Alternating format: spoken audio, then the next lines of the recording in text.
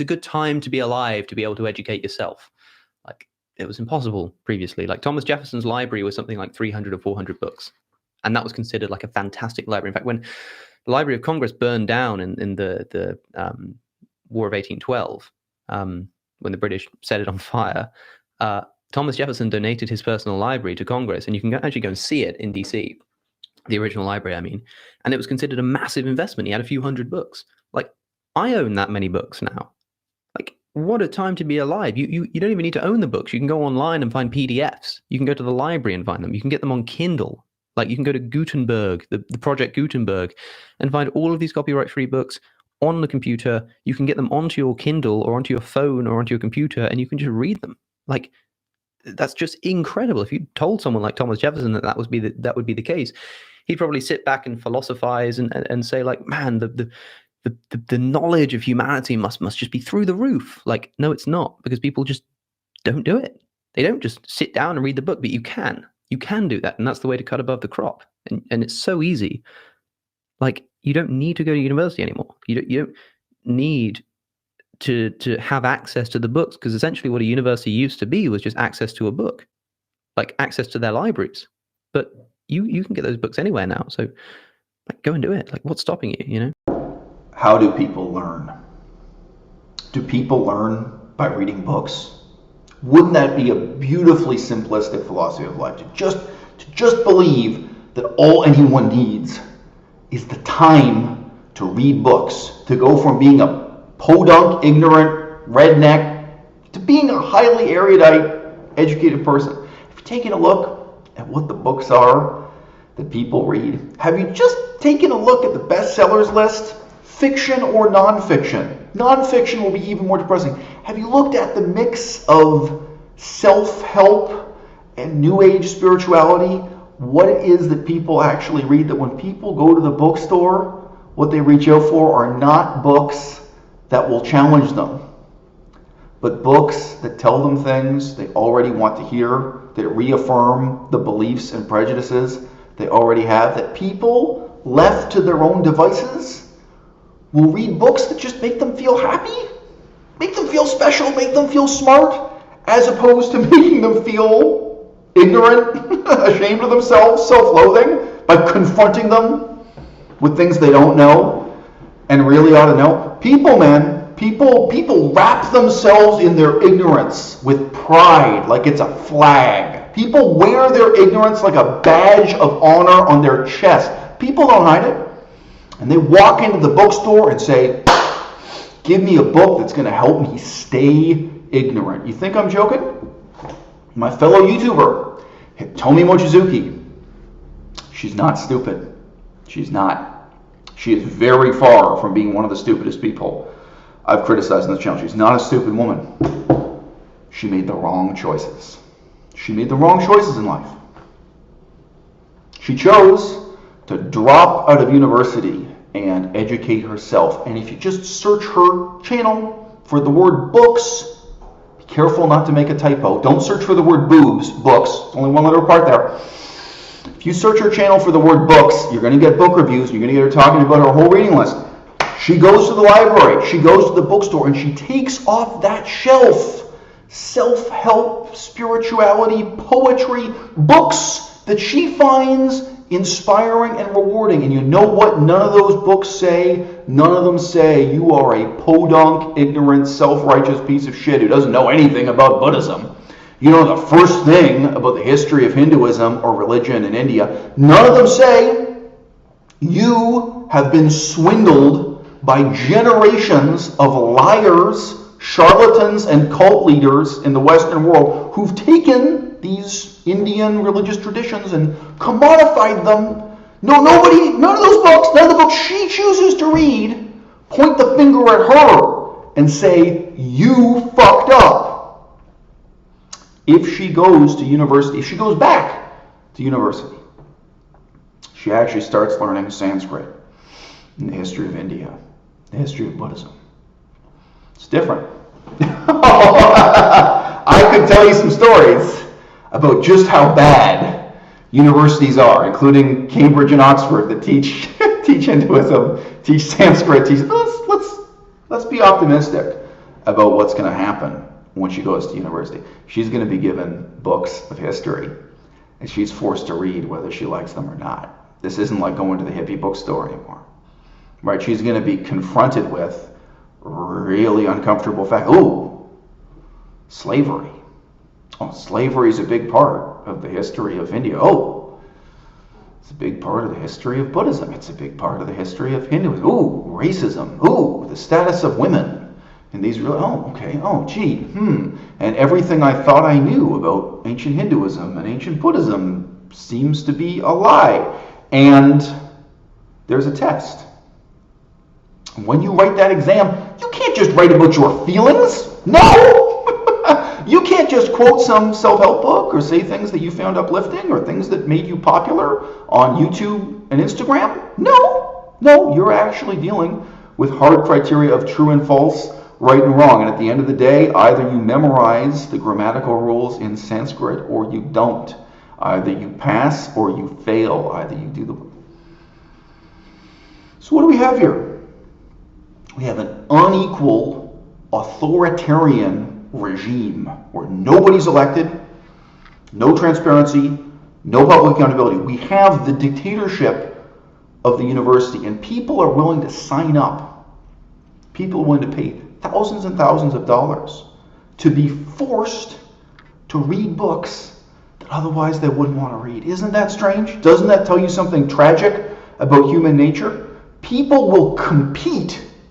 People will study and write exams and try to get a high score and pay thousands of dollars just to have an authority figure force them to read a book that otherwise they wouldn't want to read. Because that's how precious that educational experience is. On some level, all of us know it. All of us know, especially at age 18, 19, 21, especially at an early age, if we just went to the bookstore and got the books, if we just read whatever made us feel good about ourselves, whatever made us feel happy, right?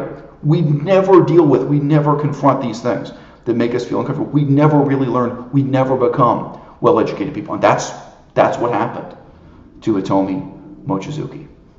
I had a colleague back when I was living in Southeast Asia. So I lived in Laos, Cambodia, Thailand, and then eventually Yunnan, China. I knew this guy, and he had been up in remote villages and mountains out in the countryside in Yunnan.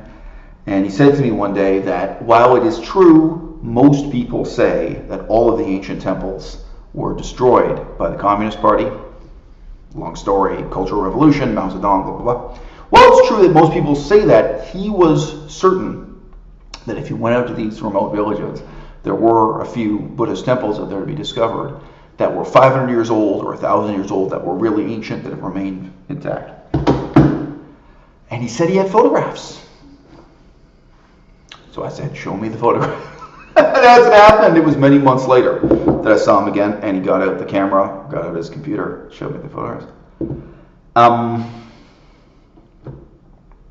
I point at the photograph, and I say, that's steel reinforced concrete. That's rebar. Can't you see what you're looking at? Some of it was cracked, like a ruin, like an ancient ruin. The ancient ruin showing its broken concrete with the steel. It's like, do you think 500 years ago, 1,000 years ago, they had steel reinforced concrete in this project? He was very emotional. He did not enjoy this experience of being confronted with his own ignorance. And he didn't think he was lying to me. He'd been there. He'd seen this for himself. He took the photograph, but he saw only what he wanted to see.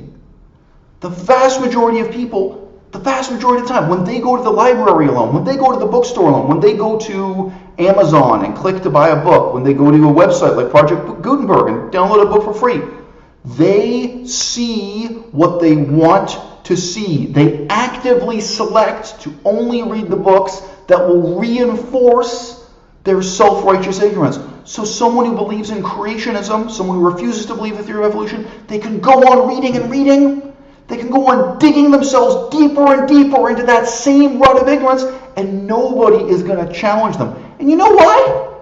You know why? Because it takes love. You've probably got an uncle or an aunt or a grandparent right now who believes in creationism or believes in racism, or is it some kind of ideological commitment, some kind of pseudoscientific belief that you know is wrong? You know what's even more uncomfortable? You probably have a younger relative who's taking antidepressants right now, and you happen to know scientifically that drugs don't work, that they've been debunked. You probably have a relative who's taking Prozac still to this day. And you know what? You have been a coward. You haven't taken the time to sit down with that grandparent and explain the theory of evolution, or sit down with that cousin or niece or nephew and explain that the science behind Prozac has now been completely debunked. And you haven't done it. You know why? Because you don't love them enough. All right? And it's hard. It's hard for university professors. It's hard if you're a professor in the Department of Science. You take that heavy sigh and you're like, oh, here's another self-righteous teenager who thinks they know the truth about Buddhism, or they know the truth about Hinduism, and they're going to tell me, and that I, with my PhD and my decades of experience, that I'm the one who doesn't know what I talk about, and I'm supposed to set all that aside, and I'm supposed to help them. I've heard anecdotes. I've heard enough of these anecdotes to know it's a serious social problem, about school teachers in England who have majority Muslim classes, where all the students, okay, it's not all, but it's enough of the students in the class, will loudly and angrily shout down the teacher saying anything about the Holocaust, anything about the history of World War II, where those students are so self-confident because their parents and their imam have taught them anti-Semitic conspiracy theories from birth right up to their teenagers. So there they are in high school in England, and the teacher can't compete with the level of hatred and hostility from their students. They can't deliver the lesson the government in the textbook wants them to deliver. And all these people read books, just like Hitomi Mochizuki, right? This is the problem with being an autodidact. This is the problem with educating yourself. This is why it's so precious. You can draw alone. How are you going to learn how to be an illustrator? You need a teacher. You need a tutor. You don't need to sit alone with the textbook. You need someone who's watching what you're doing with the pencil, what you're doing with the paintbrush. Someone who's even interpreting what you're thinking. Oh, I see. You're construing the geometry this way because you don't understand. They're going to make that inference, and they're going to stop you, and they'll correct you. They're going to tell you you're doing it wrong. Now, at some point in your life, each of us, each and every one of us, you have to learn to value that positively. You have to learn to think, it's so great. Today I found out I was wrong. Today I found out I was doing something wrong. Today I found out I was ignorant and wrong, misled, and now I know how to draw that properly, or now I know what happened in World War II. Now I realize my parents lied to me my whole life. There's some point in each of our lives where we really learn to value criticism, because you don't learn from experience, and you don't learn from reading books, and you don't learn from making mistakes. You learn from noticing the mistakes you've made. And 9 times out of 10, especially when you're a younger person, you notice the mistakes you made because someone in a position of authority takes the time to point them out to you. It could be a professor, it could be a tutor, it could be your grandparents, that someone cares about you or loves you enough to stop you and say, wrong, wrong, wrong. Back to the drawing board, back to the library. And when you go to the library, this is the book you have to read. Not the book you want to read. It's a book that's going to make you uncomfortable that you don't want to read. And you know what? I'm going to test you. I'm going to force you to write an exam. I'm going to invigilate your learning. I'm going to make sure you actually got the point out of that book you read. Back when I was doing Buddhism, history and politics of Southeast Asia, several people in a morally self-righteous way complained to me, why was I making a fuss about the history of slavery in Buddhism in Southeast Asia? And these are a couple different conversations with a couple different scholarly people, and they're like, what? I remember them saying things like, where are you getting this from? Like, the textbook I read, it doesn't even mention slavery. The textbook you've read didn't even mention slavery. And this is being presented to me as if there's something wrong with me, like it's my fault. Like, the level of self-righteous ignorance. This is equivalent to somebody confronting you who's an American complaining, oh, well, their textbook in high school didn't tell them anything about slavery in the history of America, so how dare you raise the issue? Yes, how dare I indeed. But here's the funny thing. At that time, there weren't very many books dealing with this type of history in English. Talk about the history of Thailand, Laos, Cambodia over a span of 1,000 years. There really weren't that many books competing for the dollar or the space on the bookshelf there. And so a couple times I responded to this sort of hostile question. I say, oh, well, did you read, the history of Laos by so-and-so or the history of Thailand by so-and-so? Because there were only like 3 options, the kind of current books in English dealing with this stuff. And they'd say, yeah, they read it. And I, didn't you notice? That has a detailed description of how slavery worked with the Buddhist temple, that there were slave traders who actually did the slave trading on the front steps of the Buddhist temple, that the Buddhist temple itself owned slaves, that they sometimes received slaves as a gift from farmers when the slaves were too old to keep working on the farm. Like, there was actually a whole description in that book about the slave economy, and you read it, right? They read the book, but when they were reading, they would see only what they wanted to see. So this kind of self-selective ignorance, this kind of self-righteous blindness, it doesn't just extend to the selection of which book you're going to read. It's even within that book. People manage to ignore, skip over, blot out the things that challenge their ego, right? And that's exactly why we need university education. Right? The tragedy of our time is that the quality of university education is so abysmally low that all of us can sympathize with what Cosmic Skeptic is saying here. It's completely wrong. Everything he's saying is wrong. But we can sympathize because any of us can stop and think, you know what, that university course I took was so much worse than if I had just stayed at home for 3 months and read a pile of books. I get it. I do. But no matter how abysmally awful university education is in your culture, no matter how bad the options are that you have right now, no matter how expensive and no matter how little you may learn, and no matter how cynical and poorly motivated the professors may be, which can be very depressing in itself, dealing with the professors in your department, in your university, I sympathize. All right. But what we really need to philosophize about here is the significance of authority and authority figures, and how it is that people can come to challenge and reconsider the assumptions underpinning their own self-righteous ignorance. Because we can't do that by just going to the self-help bookshop like Hitomi Mochizuki and pulling a book off the shelf that's going to entertain us, it's going to make us feel good about ourselves. Because when we're learning, almost by definition, we are going through the harrowing, humbling experience of recognizing how ignorant we really were up until this